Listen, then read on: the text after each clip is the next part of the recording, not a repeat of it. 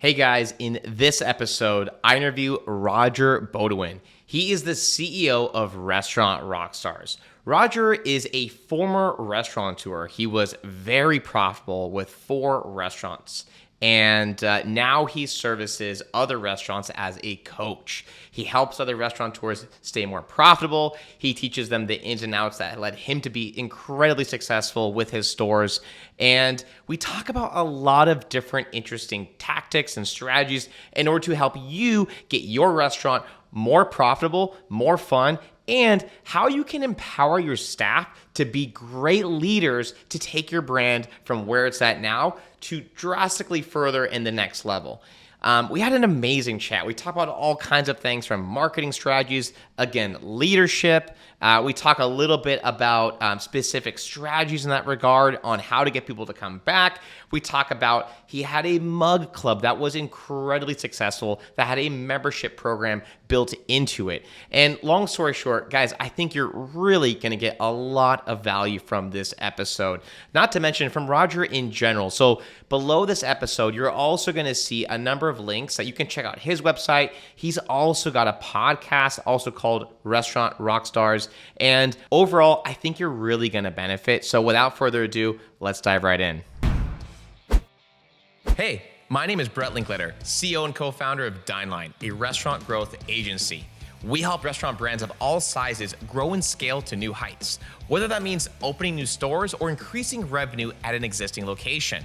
We have a done-for-you model where we take care of all the work for our clients on the marketing front, and we also have a unique software solution called Dishio, which allows owners to showcase their restaurants in the best light possible online, while also turning guest interactions into data to increase profits. Right now, you're listening to our podcast, Restaurant Misfits, where we'll discuss all things related to restaurant marketing, management, and everything else in between growing a restaurant business. Scaling a restaurant today takes much more than having grit and hustle. In this age, it's about utilizing the newest technology, educating yourself on new platforms and trends, and having a deep understanding of how the industry is changing. This podcast is dedicated to keeping you up to speed with the latest and greatest through interviewing the biggest and the best in the restaurant industry. As always, we appreciate you for being here, and we hope you enjoy the show. Cheers. Roger, how are you, man? Excellent. Thanks for having me on the show, Brett. Yeah, thank you for joining. We're very excited to chat. And you also, by the way, are a podcast host. I noticed, and actually, a few of my clients have mentioned you, at least your podcast, a few times. By the way, so that's awesome. For everyone who's listening though and hasn't heard of you, can you just give us like a quick intro of yourself and who you are, what you do, and how you came to be here, essentially? Yeah, absolutely. So business has been a passion of mine for quite a long time. And I've spent the majority of my career in the hospitality industry, mostly founding and operating high volume restaurants, but I never thought I'd be in the restaurant business. I spent some time living in Los Angeles. I worked for a top advertising agency, which was really foundational for marketing for me. I actually worked on the Acura car account business for American Honda Motor Company. So yeah, it was a real high pressure, really intense thing. I was a young person right out of graduate school, and suddenly I'm in the forefront of the client, and I had to present all this creative, and I was the liaison as an account executive between the creative team that created the ads, and I would present it to the client, and I'd have to take it back to the creative team and say they hated this or they really loved this. And yeah, it was a really foundational marketing gig for me. For But I have sure. a real passion for the sport of skiing, which I've had since I was a young person. I've worked in the ski industry for a long time also, and when I moved back east from Los Angeles, I really wanted to get into the ski biz again. So I worked as a marketing director for a major ski resort in Maine, which then went, well, not global, but went national and started buying up ski resorts across the country. And I got promoted several times with that company. I worked in sponsorships and promotions with big corporate clients like Visa and Jeep and Paul Mitchell hair care products Wow. and Saab automobiles. And so I got a sponsorship and promotion thing going for a while. And then I saw this opportunity to start a restaurant, and it was kind of a crazy idea because when I was in graduate school, I lived in Milan, Italy for a summer. I was doing an Amazing. internship for this pharmaceutical, global pharmaceutical company, actually, and I was setting them up with the U.S. subsidiary corporation that I registered in Delaware. And I ate a lot of pizza in Italy. And if Yeah, you know anything about Italian pizza, which is where it was invented in Naples, Italy, and all this kind of stuff, it's this time-honored tradition. And they have these elaborately beautiful brick ovens right in the middle of the dining room that are works of art with mosaic tiles all over them. It's a real culture thing. for And sure. somehow, that kind of stuck in my mind. And when I went to interview for this ski resort company, it was kind of an anomaly because here's this huge ski resort. I think they got like five or 600,000 skiers a winter that came through this small little town. And the town was just overrun with skiers, and the businesses were, really lackluster. No great service, no great sophisticated product offerings. And I tested all that out, and this idea from all these pizzerias in Italy came back to me. I'm like, you know what? Here's an opportunity. I'm going to start this wood-fired pizzeria, and I'm going to set the town on fire. And I got the ski resort job, so I'm working 7 days a week at this ski resort and simultaneously starting this pizzeria with a business partner. And it was an overnight success, because like I said, all those other businesses didn't focus on hospitality and guest service and quality of product. It's like they succeeded in spite of themselves because they had lines out the door every day and they didn't have to do anything special. And so that was a competitive advantage for me. And one restaurant kind of led to two, led to three, led to four, and all that kind of stuff. And along the way, it's like I sort of pioneered a new way of looking at the business. I was obsessed with leadership and empowering my people and creating what I call intrapreneurs. I mean, everyone knows what an Yes. entrepreneur is.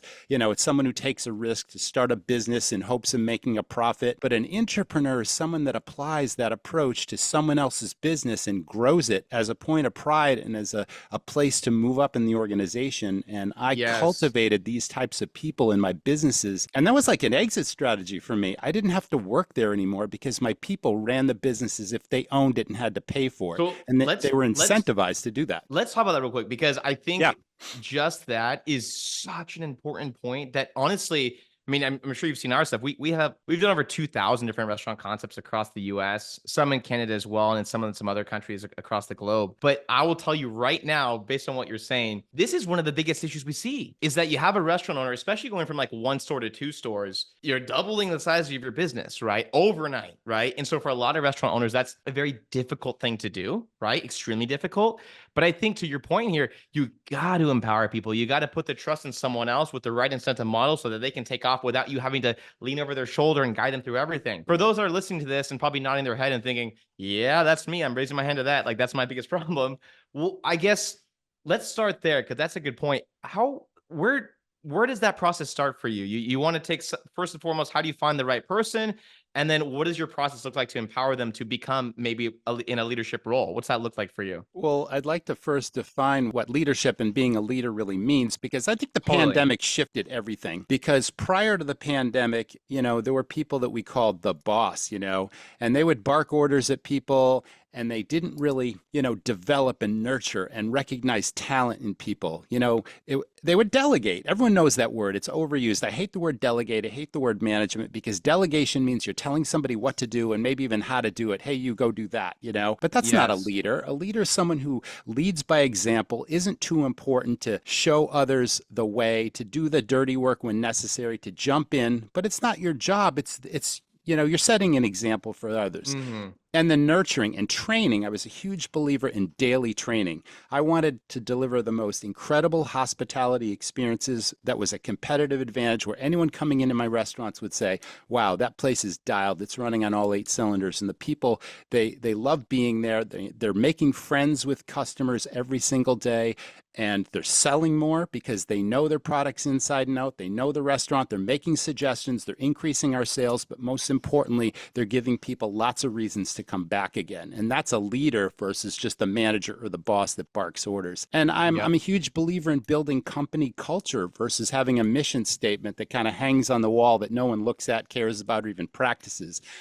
A culture is something that everyone participates in. It's kind of an aura, it's an image. If you were to query or take a survey of your employees and say, what does this place mean to you? What do you think we're all about? And the common thread in that would be team spirit, perhaps. It would be respect. It would be We make good money here. It's like we help each other out. We love meeting new people. That's the foundation of a strong culture versus our mission is to deliver great service and take care about I quality every totally day. It's like, agree. you know what I'm saying? So there's a huge difference there. So I like to think of this as a paradigm shift, a mindset, a different approach to the business. And a lot of my success also came from applying business skills to a business that isn't traditionally run by MBAs. It's about Yeah. systemizing the business, Well, not being tied to it and running it 7 days a week, and you know what's you can't leave. interesting? We've seen kind of every type of client under the sun, from someone who's been in the restaurant business their whole life, worked their way from busboy to owner at some point, right? We've seen people like yourself, one from MBA, did some business, got into it. Honestly, just like you said, though, it's the most successful owners I see are the ones that can remove themselves from it and let other people go to work. Honestly, Absolutely. it's like, are Hmm. you working on your business or in your business? We've all heard Thank that you. before. Oh, Like, yeah. Jesus, That's like, it. That's it. you You know? know, right. Um, And you know, the key to that also is if you're creating this kind of company culture where people respect each other, they like working together, they make good money, they're making friends, you're not going mhm. to have a turnover problem anymore. People aren't going to Yes, true. think, oh, the grass is better somewhere else. It's like, no, I'm Yeah, happy here. I'm having yeah. fun. They give me opportunities. I'm making good money. It's fun. Then your longevity goes up, your turnover goes down, your costs go down, your profits go up. People are selling more. It's kind of the magic formula, if I have to sum it Yes. up. All of that, but the Well, people are foundational. tell me this too, because I've heard this from a few different owners. Like, the culture is obviously extremely important from an internal perspective, but also the culture that you're resonating with your audience, right? I've asked a few clients of mine in the past, is like, what are you selling? What is your offer? And 99% of the time, it's going to be like, we sell burgers, right? But it's the owners that are like, we sell burgers for people that are committed to healthy eating and X, Y, and Z, whatever, right? And it's kind of like, okay, we sell grass-fed burgers that are made from this one source for people that care about their diet and want the highest quality ingredients, whatever, right? And the people that do that, from what we've seen, again, more successful. The people that Yes. really care about, it's not just a burger, but it's a burger with ABC principles behind it, whatever, right? Let me add to that. You know, I'm a consultant too on a limited basis. When I have some free time, I love to give back and help clients in their businesses succeed. And the first question I ask is, what business are you in and what are you selling? Mm, And that's not a trick question, but as you can imagine, your audience can, literally think, oh, I'm a restaurant owner, a general manager, and we sell food and drink. Like that's what you yeah, hear. And I yeah. stop them right there and I go, no, when I ran restaurants, I was not in the business of running a restaurant. I was in the business of running a business. And those are two different things. And my products were not food and drink. They were entertainment, consistency, and a whole lot of good times. And that made all the difference. And there's another paradigm shift. It's like I had a whole different way of looking at the business. And I trained my people in that too. Deliver hospitality, give your guests amazing experiences that they rave about, create fans for your business, and then they'll spread the word on social media and the rest will take care of itself. Yeah, I totally agree. So now that we've defined a little bit of that, let's talk Yeah. about how do you pick your leaders? You're looking to grab someone that you feel like can lead the charge in some kind of capacity. How do you distinguish that? What's the process look like for you? Well, sometimes it's really easy. Sometimes you just see a fire in someone where they want to learn, they ask a lot of questions, they're eager to take on additional responsibility, and they ask for it. So the prime example there is my very first wood-fired pizzeria was 1995 when I started it. I had a 15-year-old dishwasher who was literally the first person I hired. And within 3 weeks, this kid is asking me, oh, what else can I do here? Can you teach me some things? I'd love to learn. Can I close the place up for you so you can go home early? He was asking for more responsibility. So I'm like, you know what? I'm going to trust this kid. I'm going to see what you can do. So 3 weeks after opening the doors for the very first time, this kid is like sending the credit card batch that was a long time ago. He was locking up. He was making sure all the burners on the stoves were off and, all the doors were locked and everything. And I literally got to leave an hour before he did. And then he wanted to learn. So can you teach me this? What about the numbers? How did the numbers work? That kid, okay, as a dishwasher, he rose up to be the kitchen manager in two of my concepts, and then he stayed with me for 15 years. And when he left, he only left me to start his own restaurant. So that was an obvious choice. Wow. No college education, high school diploma. I taught him I kind of mentored this kid, and he started his own restaurant. So that was the first thing. But then you just kind of recognize, okay, Any business, I don't care what business we're talking about, there are three kind of employees in any business: the A's, the B's, and the C's. The C Yep. players are those who just show up for the paycheck. Half the time they're out back having a smoke. They're not doing your business any favors. They're not delivering amazing experiences to your customers, that sort of thing. The A players,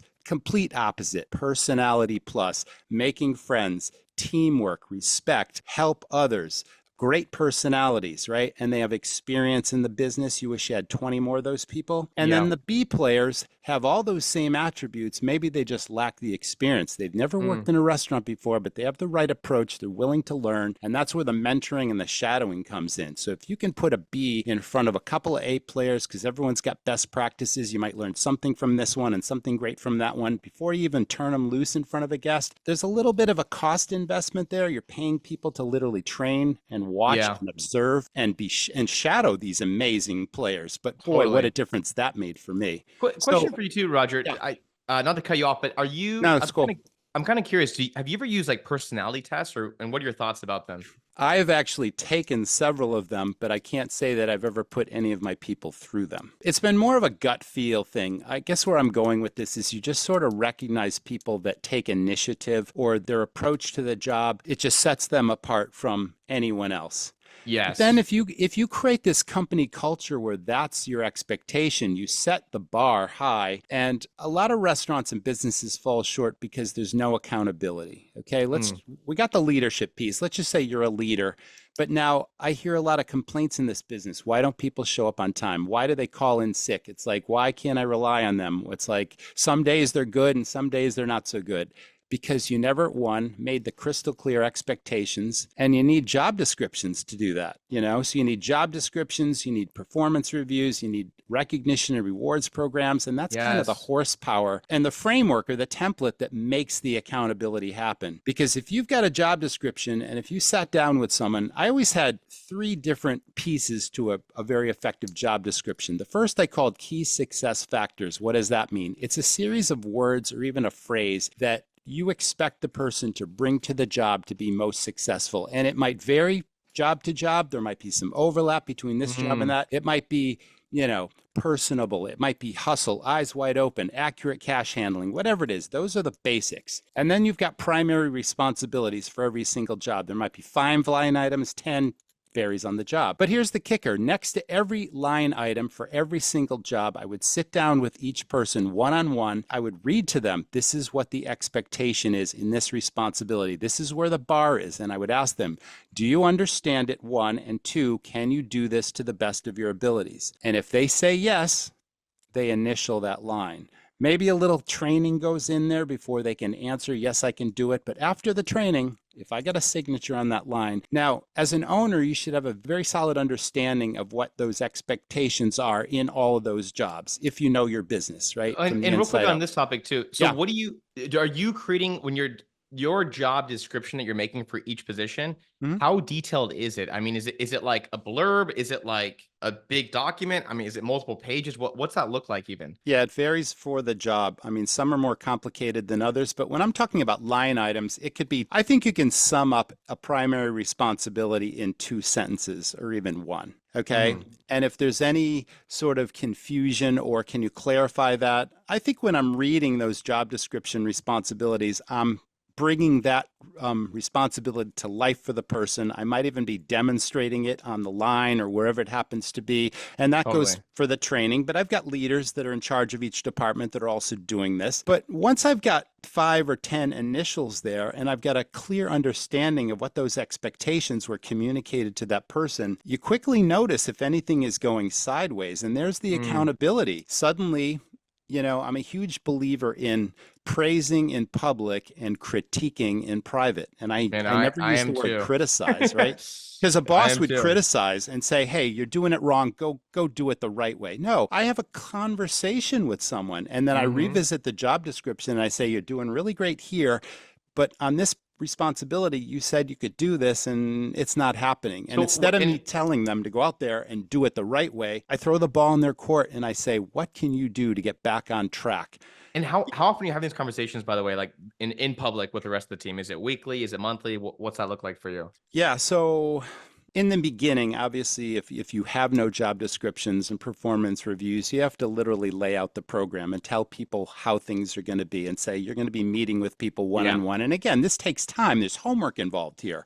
Yeah. But I've created templates over the years for all the different jobs in the restaurant. So that's an easy process for me. But it took, me creating the wheel for the first time. And then once people got used to the process, then the mentors would sort of bring the new people along. And they would take people through the job description and say, this is how we do it. And this is where the expectations are and all that kind of stuff. So it Got wasn't it. just me or my leaders communicating. It was also the mentors and the people that were being trained were having all these interactions. And that's what built what I call the dream team over time. And then there were Yeah. recognition and rewards programs too that really made the rubber hit the road because we had So, this culture going of well, let me ask you a leadership. question. Yeah. This is all incredible stuff, but what about the owner that's listening to this right now and thinking, Mhm.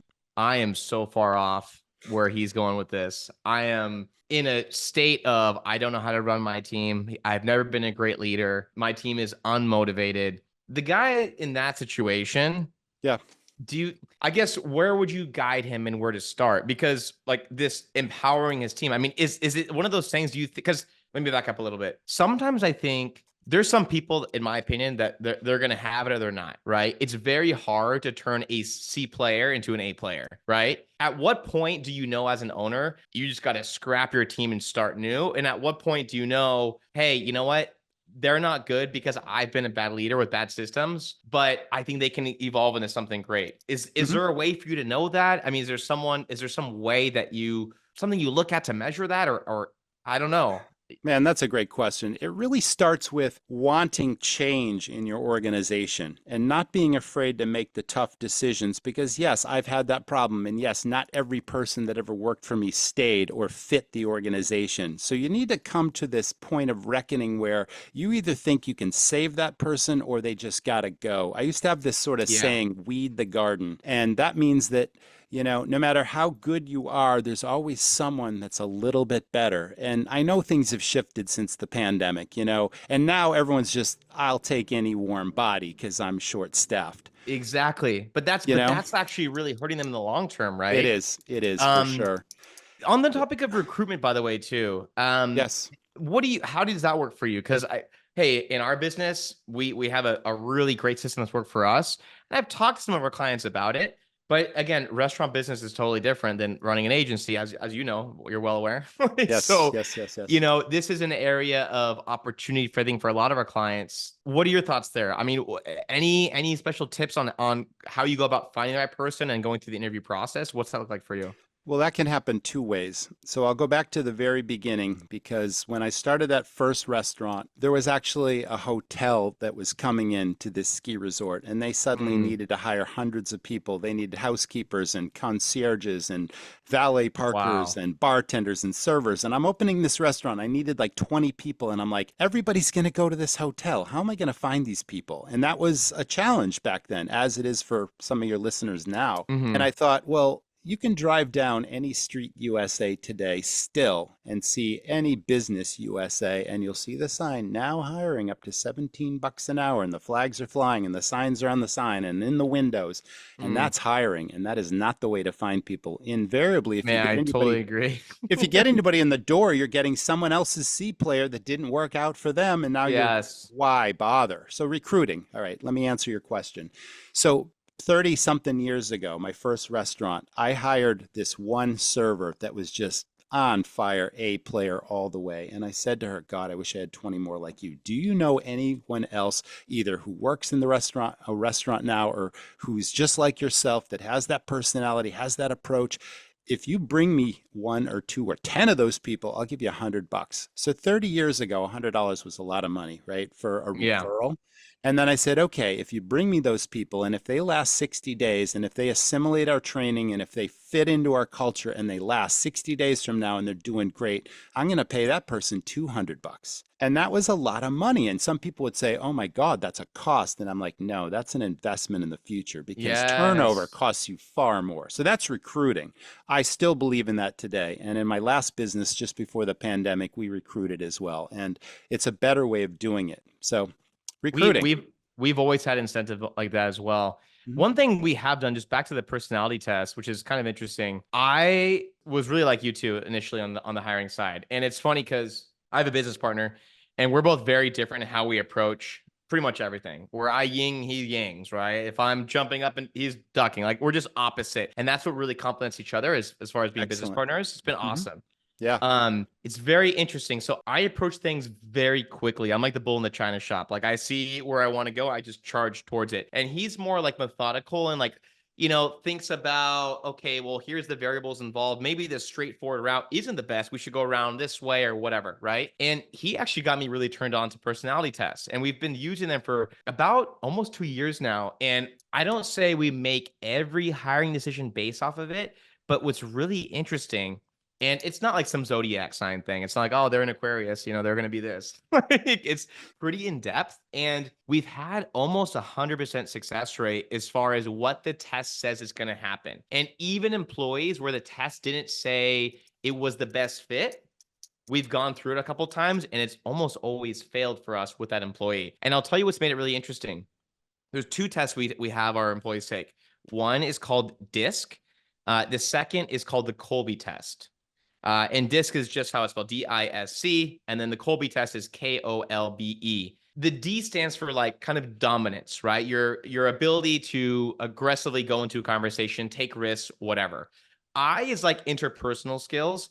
S is like structure, and C is basically compliance. Like you I like like that. structure. Hmm. And it's so interesting. So, and then the Colby is similar. It tests for like your ability to have follow through on something you learned, right? Or how do you analyze data and then move from that? I'm the kind of person where I'm like, just give me the spark notes and let me run. My business partner wants to do all the research before he moves forward, right? So it's very interesting for us. But what I've noticed as far as like, let's say hiring sales reps on our team, they typically have a higher D and a higher I. They have a lower S, lower C. Generally speaking, account managers who like structure and working with like an orderly fashion, less risk, are higher S, higher C. And again, it's not 100% of the time, but it's crazy how accurate it is. I'm sold on just what It's I'm it's hearing. it's It's so like, yeah. interesting. And And you've been doing this for years, the same about two tests, years or now. Yeah. okay. So your hit rate is huge. Yeah, we have about 62 employees now. So Uh-huh.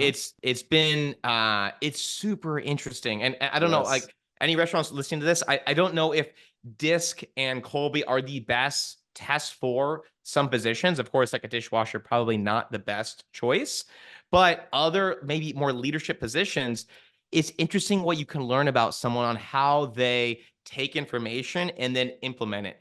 Again, some people, it's going to take them more time. And so you can go into the personality test knowing this is the kind of person that really wants all of the answers before they move forward. Or some people, like myself, I'm like, hey, just give me the 2 sentence deal that you're looking to accomplish and I'll get it done. It also tests for someone's ability to want to or desire to work on multiple projects at once or do one at a time. So it's been kind of interesting for me as a leader to look at this and understand someone's personality test before approaching them, even. It literally tells you this is the kind of person that thrives in ABC environments, doesn't thrive in XYZ environments. It's so interesting.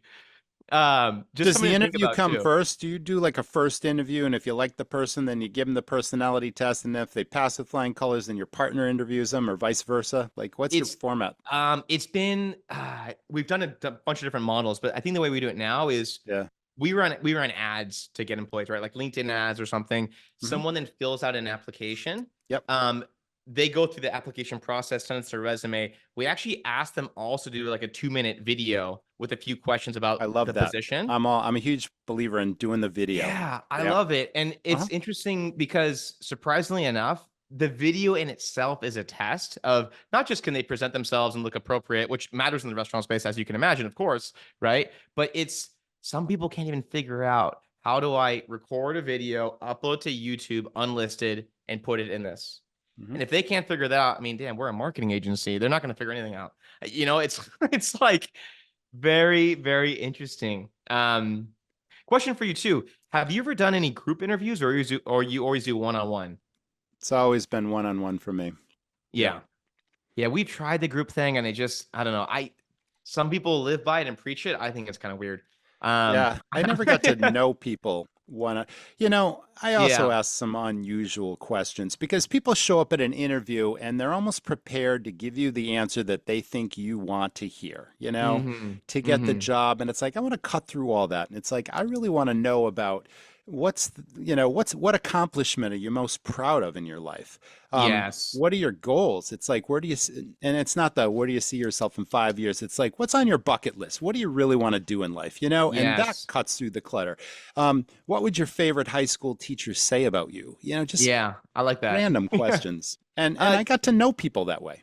question for you too also about like back to like entrepreneurs, right? Because I think that's Yeah. a really Hmm. important point. Sure. And kind of the theme of this episode, I guess, at this point. But but it's awesome and I love it. And it's something a lot of people struggle with to do within their company. What kind of structure do you have for, let's say, a general manager that's been very successful for you in the past? Is there something uh, financially? I know you said you've done a Yes. bunch of things in the past. What's that look like for you? I mean, Well, someone's who's going from again one store to two, and they're like, I don't even know how to structure that incentive structure. Like, what do I like? What do you tell them? What's that look like? we incentivized almost everyone in the business, which was really interesting. So Mm, let's start with the entrepreneurs. got it. I would empower someone to take on a new project if I identified it that it was going to move the needle in some way. Either it was going to increase sales and revenue, it was going to cut costs, whatever it was. So I had, in the beginning, of course, I had a bar manager, I had a dining room manager, I had a head host, the typical positions, right? And then I changed all that. And I said, okay, I'm going to give you a piece of the action. If you can grow our business by X%, I'm going to give you a percentage of X%. So here's a good example. I identified a long time ago that a mug club was a huge opportunity because we had a big bar business and we served a lot of draft beer. And I'm like, suddenly we can sell memberships and collect an annual fee Mm, for selling these mugs. And these people are going to become loyal and they're going to come in more often now because they bought the mug. And we're going to give them some value added and a lot of great service along the way and incentives and all this kind of stuff. And that literally grew our business. So I said to my bar manager a long time ago, I'm like, I want to start a mug club. I'd like you to do it. So let's buy some mugs and sell them and let's grow this thing. And that's your responsibility. And if you can do that, I'm going to give you X number of dollars for every mug you sell. So the wow. guy he brought in like 25 mugs just to start. And once they came in, it's like he sold them out in the first day. So we ordered more. And then he Wow. sold those out. So we started with 25 mugs. And when I sold that, my biggest restaurant in 2014, he had built that club to 1,200 mug club members. And he got like a piece of the action. We sold them for $50 and I gave him $5 for every mug he sold. And then he got Mm, $5 on all the renewals every single year. So that was a nice little income stream for him. It was mm, pure profit for us because, again, the mug club was sponsored. I had someone put their logos on the mugs. So they paid for the mugs, they paid for the t shirts. We just collected the membership cash, gave the service, gave the value added. But here's the kicker, that was like $60,000 a year in free and clear cash because there was no cost against it other than the wow. $5 that I gave the guy, the piece of the action. But we quickly noticed that people that used to come in maybe twice a month, 3 times a month, are now in 3, 4 days a week. And they're drinking their mug and it was like choral. They encouraged their No, that's friends to, amazing. you know what I Well, mean? So okay. it's like, yeah, it sold itself after a while. Okay. So I've had a lot of clients also ask about doing a membership program, Yeah. asking me on how to make it work. Obviously, your mug club was tremendous. What did that structure look like? What was I sign up? What do I pay? And what do I get as a customer? Okay, so we have a complete course. Like Restaurant Rockstars sells a Rock Your Restaurant program that literally, if you're Nice. starting your very first restaurant, it's all the systems you need. If you've been in the business for a while and you're spinning your wheels and you're wondering why you're not making any money, it's all in there. It's everything I've learned in 30 years about running high profit restaurants. But if you want Awesome. to start a mug club, there's a complete course in the Rock Your Restaurant program at restaurantrockstars.com. But to answer your question, essentially the bartenders were primarily responsible to sign people up, or you could do it through the website, but mostly the renewals came through the website annually. And it was very important for some reason to have a very low number. Like it was a very prestigious thing to have a number less than 100. When there's 1,200 mugs, you don't want to be, 1,186. You want to be number one, number 10, number 30, whatever. So people really Interesting. fought for those low numbers. And then after a Wait, while, we the low numbers created was like the person that you joined, like it'd be in order in you the joined the beginning, program. right? Oh, The interesting. first people that joined, it was number one, number two, number 10, and so on and so forth. And as it grew, the numbers went up and all that. But then a year later, people had to renew. And most of them did renew, but every once in a while, someone wouldn't renew. And we'd give them a short window of time where if you didn't renew, we're giving away your mug. And then people would fight to get those lower numbers. It became this hugely exclusive thing. The value added was That's the t awesome. shirt, too. So we had a custom logo t-shirt. It changed every year. It said mug member. It had the date on it. It had our logo. It had the sponsor logo on it as well. It was a really cool, high quality t-shirt. They Was got that. What's that? was there any like what technology was involved to do this? Because I mean that's something I get asked all the time. Well, can I just start a club? I was like, well, I don't know. Like maybe. Is there technology involved to do the recurring model Yeah, and all that? on the website, on the renewal page, because you can walk into the bar and just hand over your 50 bucks on a credit card or whatever, and we'll sign you up and we'll just enter you in the database and we'll give you Got your it. mug. And all that happens in person. But if you want to sign up online, then you need a commerce platform like WooCommerce or something like that. Got And it. it's not super complicated, but any agency or any tech person could set it up for Totally. you. But that's how Awesome. that worked. So there was value added, but then we had something called the kickback card. And how that worked was it was a mag stripe card that people would swipe through our POS system. All right, you're a Mug Club member. Every time you come in, you present your card to your bartender or your server at a table every time you buy something. And then the server will take that and swipe it through the POS, and it automatically tracked your spending throughout the month, throughout the year. Got So it. we would award prizes for the biggest spending per month, all this kind of stuff. It was like an incentive program, Got it. It was like gift card loyalty, same principle applied. And we would get free prizes from our biggest suppliers because we were spending hundreds of thousands of dollars with our food supplier, our beer, our liquor suppliers. We Wow. would ask them every year for prizes. They would give us all this valuable stuff and we would fill closets with this stuff. And then you could program these cards to randomly award a prize. Like you might be a Mug Club member and you come in on a Wednesday, you swipe your card, and then all of a sudden the POS lights up, this person won a prize kind of thing. The bartenders would ring this big bell, say, hey, you just won. Hey, let's take a trip to the closet. We'd see anything you like, valuable merchandise. It was unbelievable. Interesting. That was really cool Interesting. too. It's interesting to hear this too, because obviously this has been Yep. so amazing for you. But I hear all the time too, like so many restaurant owners that try to do some kind of loyalty club, and those more often than not, to be honest, fail them. But this isn't really a loyalty club. This is different. I mean, this just seems on a different level. I guess why do you think some people who try loyalty programs, why does it not work for them? Like, what are they getting wrong? Well, it started a long time ago, that old school coupon book. Okay, you buy 5 pizzas and you get one free. And then that Totally. suddenly became the model for loyalty clubs. And that's not innovative thinking. Okay, so I was using other people's leverage to create value for my customers and doing something completely different. I learned a long time ago, you don't ask, you don't get. And this whole idea started so long ago when I was at one of my suppliers. I think it was a liquor supplier. And I walked by a conference room and I saw all this valuable merchandise on the table. And there were neon signs for this liquor and that liquor. And there were really nice wearable clothing items. And there were some sporting goods. There was like a pair of skis and a snowboard and a tennis racket and all this kind of stuff. I'm like, what's all that? And the guy says, oh, well, we do business with like all these companies and we ask them for prizes that we use for employee incentives. And it's a good problem to have, but we get more stuff, we get more merchandise than we actually can award to people. And we don't want to just randomly give it out unless people earn it. A lot of this stuff ends up collecting dust in the warehouse, blah, blah, blah. I'm like, you know what? I've been doing business with you for years. I probably spent a couple $100,000 with you on a year. Can I have any of that stuff? I asked for it. Next thing you know, the next day the truck shows up and all that stuff I saw on the table gets walked into my business.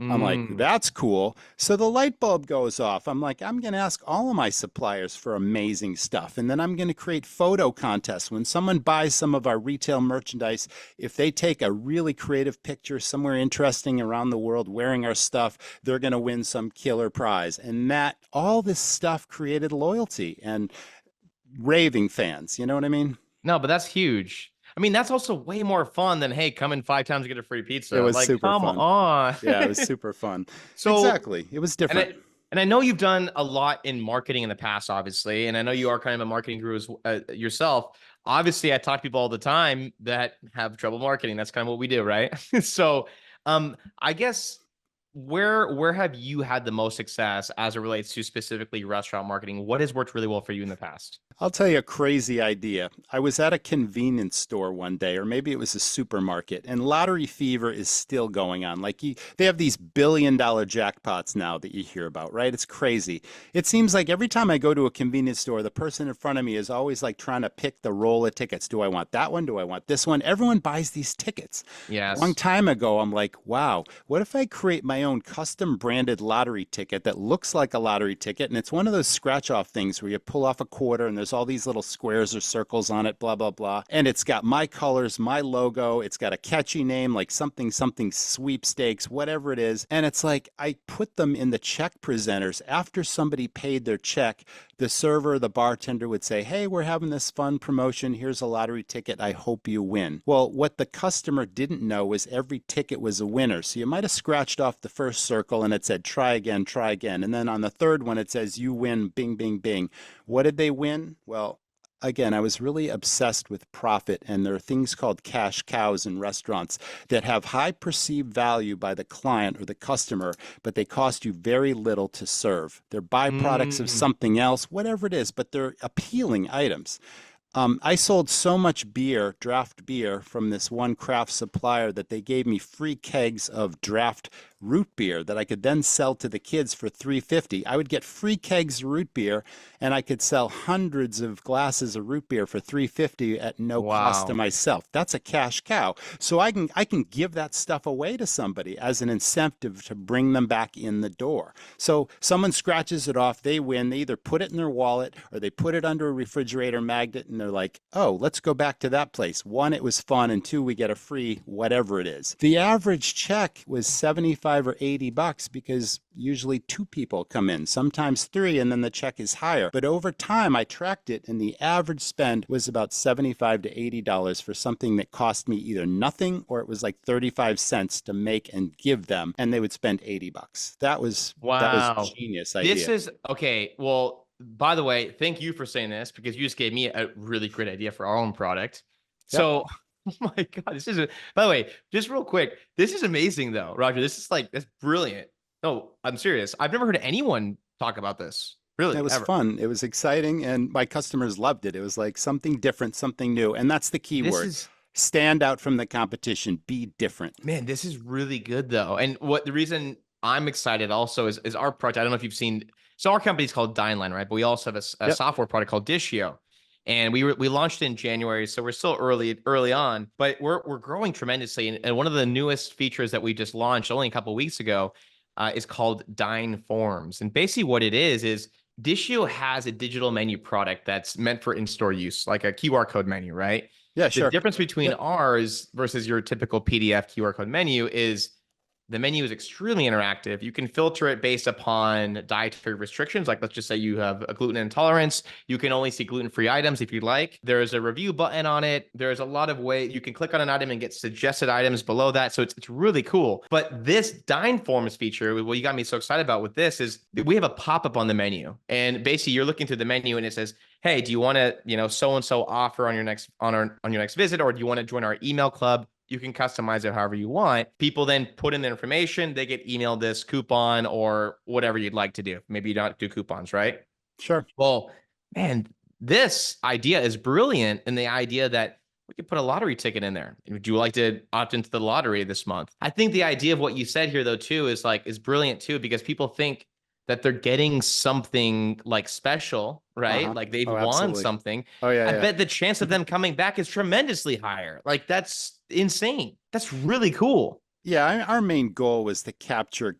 I hate the word customer also. I like to use the word guest. Anyone in my Totally. place, we want to deliver hospitality. We want to treat you like the guest, like you're the most important guest. So, yeah, it's about Yes. creating excitement, but it's also about creating so much value added that you stand apart from your competition. You create fun.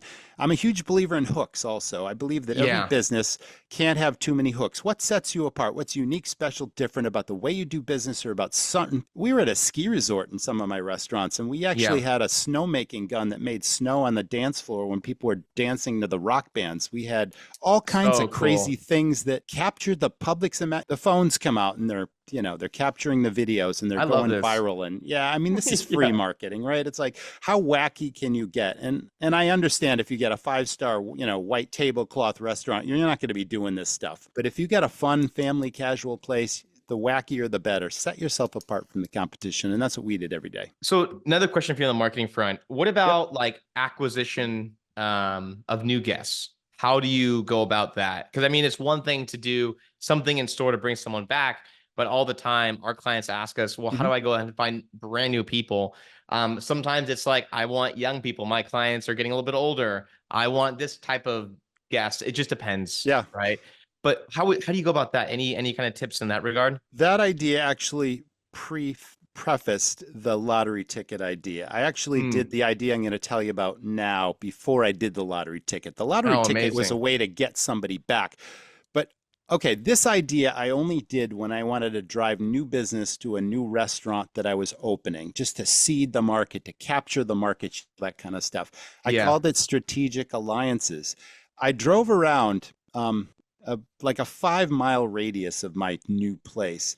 And I Yep. identified certain businesses that I thought that had a lot of high traffic, but they weren't restaurants. They were non-competing businesses. Maybe it was a tanning salon. Maybe it was a certain retail store. Maybe it was a movie theater. It could be Hmm. any of those things.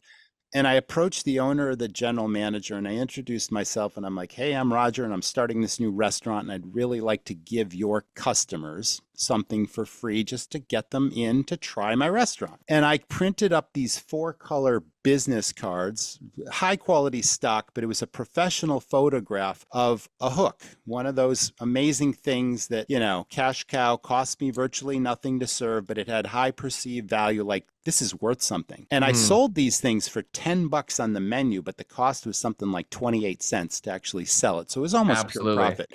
So we took a professional photograph of that item. And then I had this, hyperbolic copy, like fantastic, amazing, stupendous, da da da, absolutely free, $10 value, blah, blah, blah. So I had these coupons printed and I went to these strategic businesses, introduced myself, and I said, listen, if you pass these out, no obligation, you can just give them to your customers. And if you stamp the back somehow so I can track where it's coming from, I'm going to give you 10% back at my restaurant in trade for every dollar you drive in the door before tax. So I had my Hmm. office managers just kind of create a spreadsheet and track this stuff. I had my servers or bartenders staple the coupons to the guest check. Wow. And that was also a 75 or an $80 spend for 28 or 30 cents. Okay. So that drove a ton of business. And it didn't work. Not every partner actually sent me a lot. After a while, some of them did amazing and some of them didn't. But the key ones, I had 3 or 4 that in a 3-month period of time drove somewhere between $10,000 and $15,000 in new business in the door, customers that I may not have ever seen. And then I thought, okay, I got these people. I think we gave them amazing hospitality and great service. I hope they really liked the products we served them. And that's where the lottery ticket came in. Now, you Hmm. came in with this coupon. When you leave, I'm going to give you the lottery ticket because I want to get you back again. And then my team took over the company culture, the hospitality, all that kind of stuff, and the hooks and all the crazy stuff that was happening all the time, and the rock bands we had on weekends. We called it the 3-ring circus. Now I got you. So we Wow. dominated the competition. I owned that business for 20 years. I sold it in 2014. I go back there now as a customer. 90% of my staff that I hired is still there. The guests that I knew for years are still there. And I sit there and I just watch the magic happen. And it's still happening because the guy that bought it from me was smart enough not to fix what wasn't broken. He kept it all the same.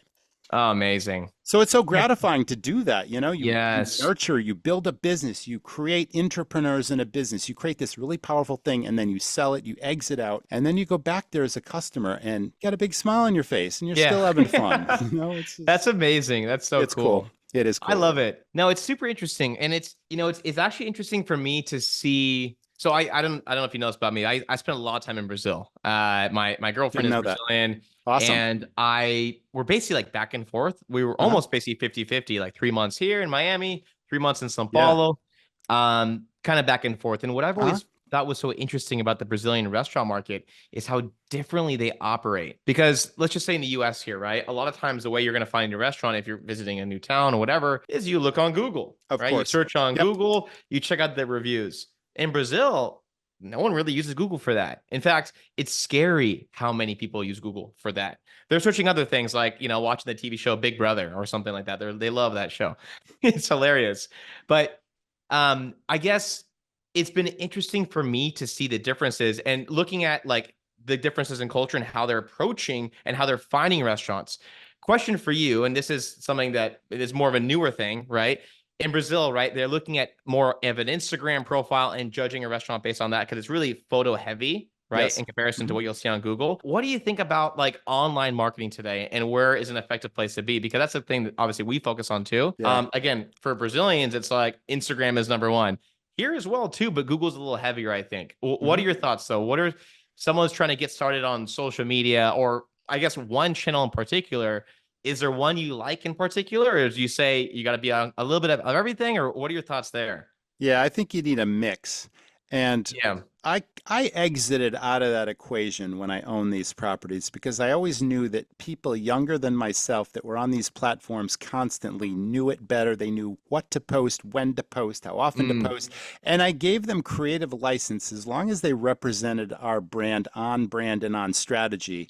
And they knew what our culture was. And they took pictures of really cool stuff and they got really mm, creative with it. And they ran the social media campaigns and they were incentivized to do so. And that worked really well. So back then it was mostly Facebook and then it was Instagram. And got it. now I believe they're using TikTok. And I am hearing that TikTok is starting to make a difference with not younger people, but people that do go to Yeah, restaurants that influence restaurant choices. totally, And those are about quick hit, like short little, catch your attention right up front, give people reasons to stay watching, and then drive totally. them in the door because it looks like fun. So I guess my best advice is if you're not like a social media guru and if you don't really know where to start, chances are someone that works for you does. And find the right Get person, some help. Yeah, incentivize them to do it, and then make it fun and just make sure that, you're yeah, following the rules and that you're on brand and then watch what yeah. happens, but I think you're empower right though. someone to do it.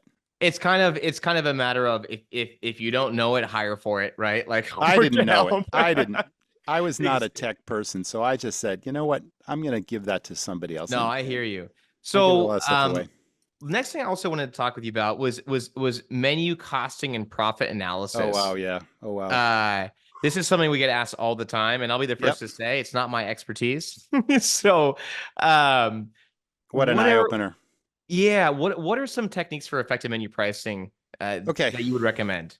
So we have a course for that as well. And there's a template that like walks you through the process and makes it simple. But it really Hmm, starts with costing out your menu. And I can't tell you how many restaurants, this is one of I've always said the restaurant business is one of 1,000 details, okay? Because it really is.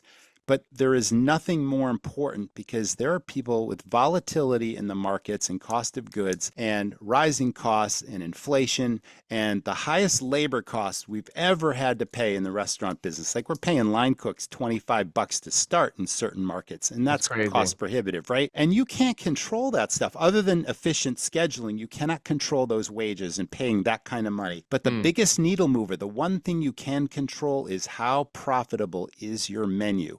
Because you could have a busy restaurant, you're filling your seats and you're spinning your wheels wondering, why is my bank account not growing? Because I'm losing money selling half the stuff because I don't know what it costs me to sell the customer this or that. Okay, so the template works like this. We teach you how to cost out your menu, which is kind of like reverse engineering every ingredient that goes into every single item. Every restaurant knows that there's different categories. There's appetizers. Some people call them starters. There's soups and salads, burgers and sandwiches, entrees, desserts. Those are all categories.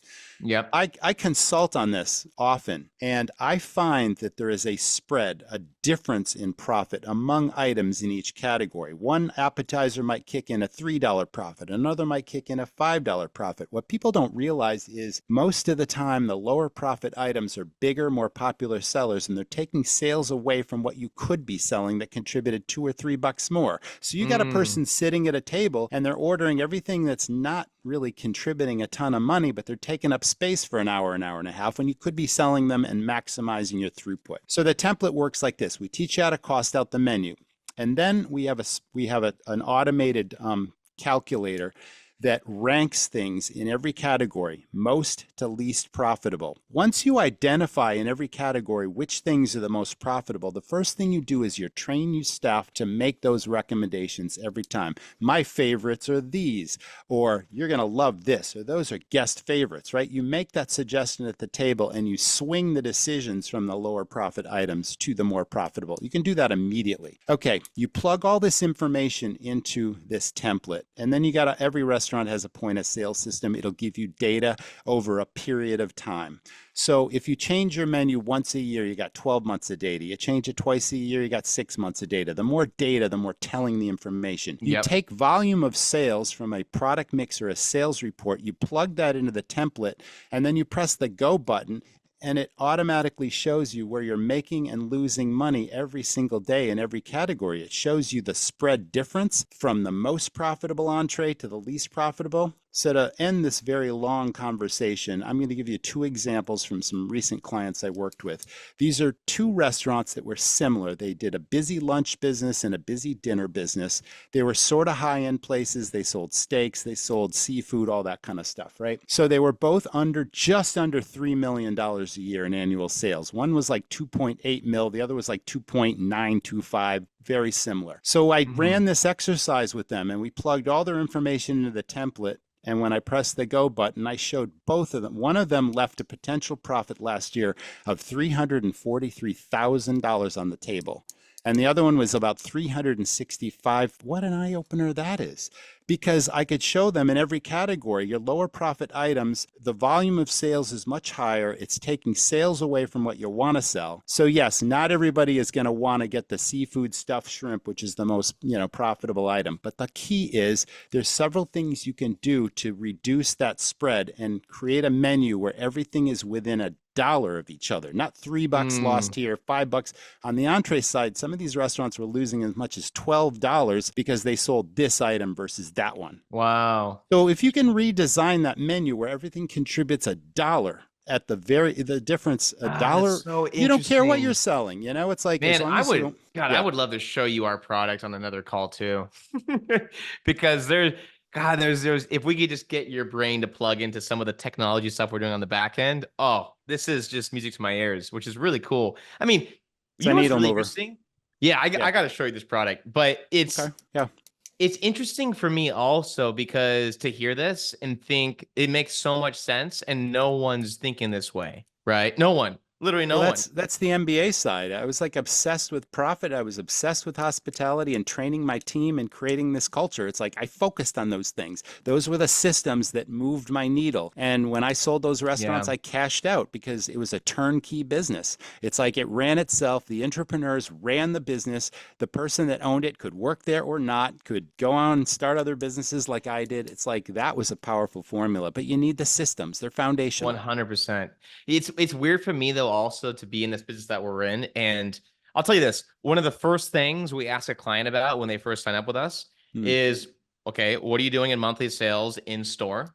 What are you doing in monthly sales across all your other revenue channels, such as catering, private events, online orders? Almost 9 times out of 10, they don't even know. So we have to plot it out for them and just walk through each process, because someone will come to us and they'll say, hey, I just want to get a lot of catering sales with you guys. And we say, okay, we can help you do that. What % of your sales right now are catering? And either they don't know at all, like never even thought about that for even a second, or it's like, we're getting like 1 or 2 orders a month. And well, that ends up being like, let's just say 3-4% of their entire business. Yes. And so what that means also is that, well, we can help you get that up a little bit, but it sounds like it's never really been a big thing for you. So it's going to be a little more difficult. Maybe we start with the in-store, build that up, and then we can remark on the back end that you do catering. So, but it's interesting to think about because like you just said, no one is thinking about it that way. They're not running businesses, Brett. Exactly. That's how we started this whole thing. Are you running a restaurant or are you running a business? What are you selling? It's like, what are you doing differently? And it's like,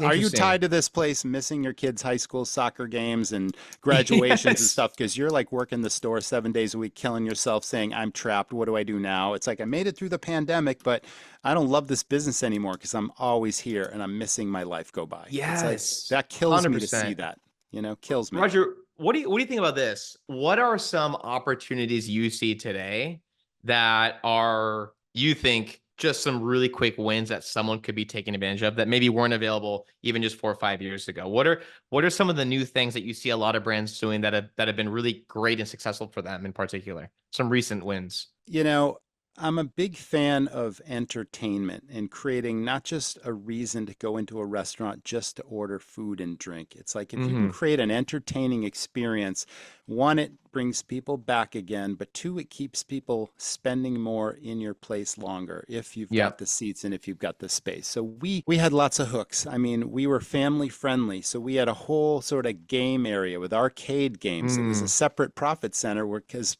parents wanted to have a nice meal on their own without the kids bugging them. So for it's like sure. they were handing the kids $10 and $20 bills to put in the change machine, and we had those candy crane games, you know, and the Yeah, it's so stuffed good. animal cranes and the you know the advanced video games and all that kind of stuff. We set room aside for that, and I guess not everyone has the real estate for that. But then we had the stage and we had live entertainment, so suddenly we could charge cover charges at the door to have the best rock bands in the area, and we would fill the place for that. And then the Mug Club had value added. I told you about that kickback card the Mug Club member had. Totally.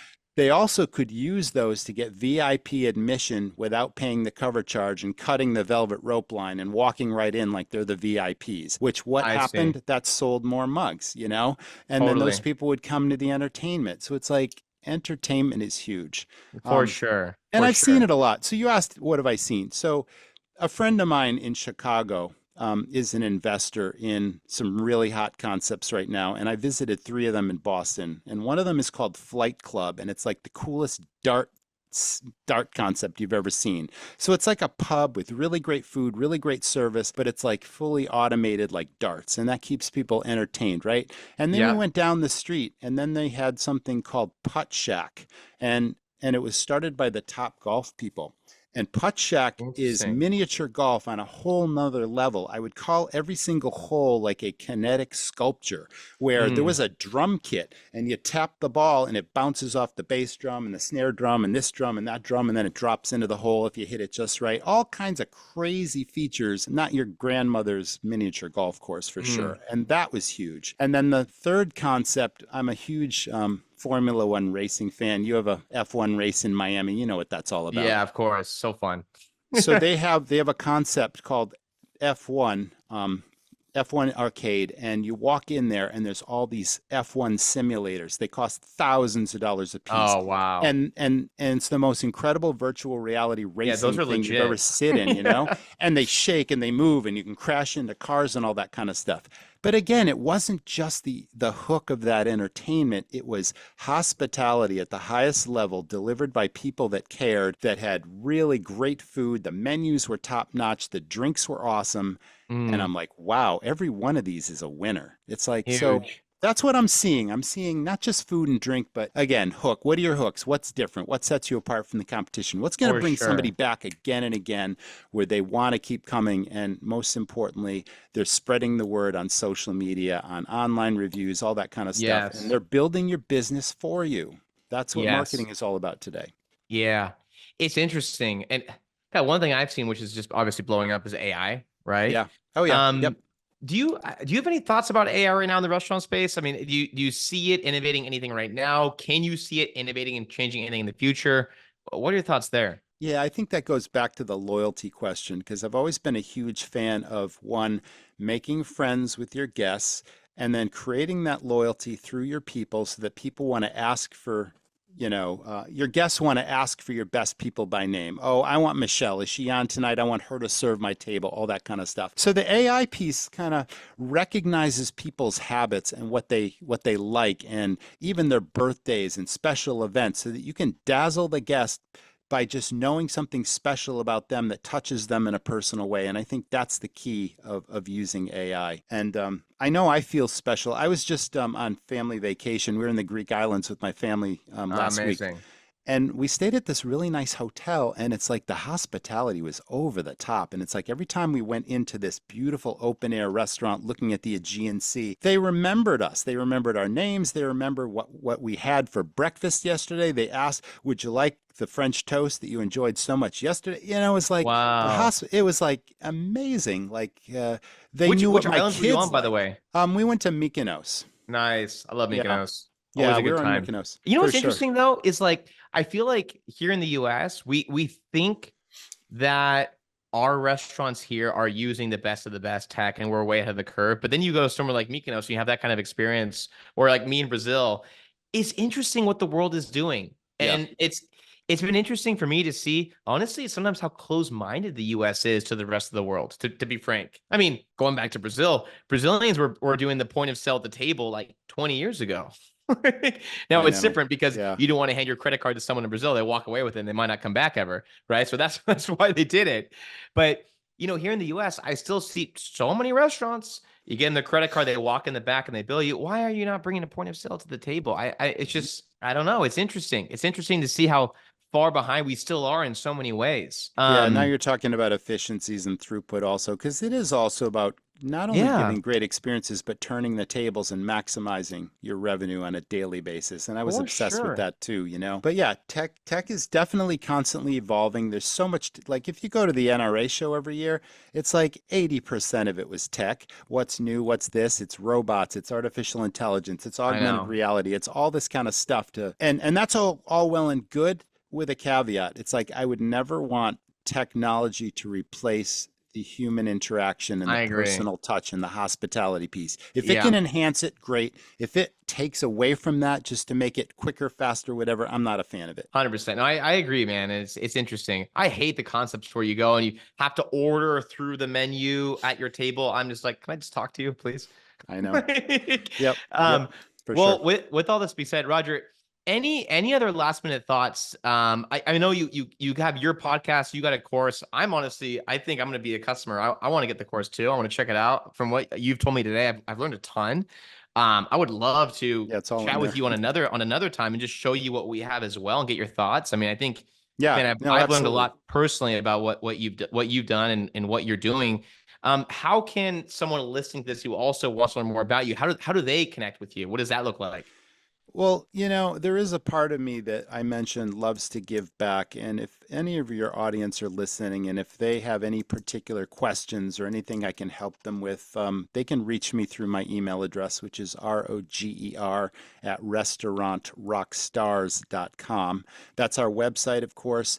And then, like I said, everything we talked about today is included in that program called the Academy at that website. But the podcast is also called Restaurant Rockstars Podcast, and just like you can sign up. It's on Apple, it's on iTunes, it's on I love it. Spotify. It's everywhere you can look for it. But you can also get it in your email inbox every week if you opt in on our website. And we won't spam you, but you can get the podcast. And what sets us apart is we release it as both a video because some people like to watch, like you and I are interacting right now on video. You can watch Hmm. me speak and you speak and all that kind of stuff. And also in audio. If you're walking the dog or driving to work, you can listen to it. So that's the For Restaurant sure. Rockstars podcast. So yeah, I love it. I love it, man. 6 years, I 400 episodes, and every week we do a new one. Oh my God. I gotta get on your game, man. That's incredible. So yeah, I will definitely be sure to put your website, your email as well on this Thank you podcast. very But much. Awesome. Roger, thanks so much for your time, man. Again, learned a lot and looking to connect soon for sure. Right on. Yeah, I hope your audience listening just rediscovers the passion of this business because it is a passion of, pride and everyone just building that teamwork and that respect and it's so gratifying when your business is just running on all cylinders and you need systems to do that and I hospitality is the absolutely, foundation of everything. So thanks for having me on the show. I absolutely agree. Thanks a lot. Right on.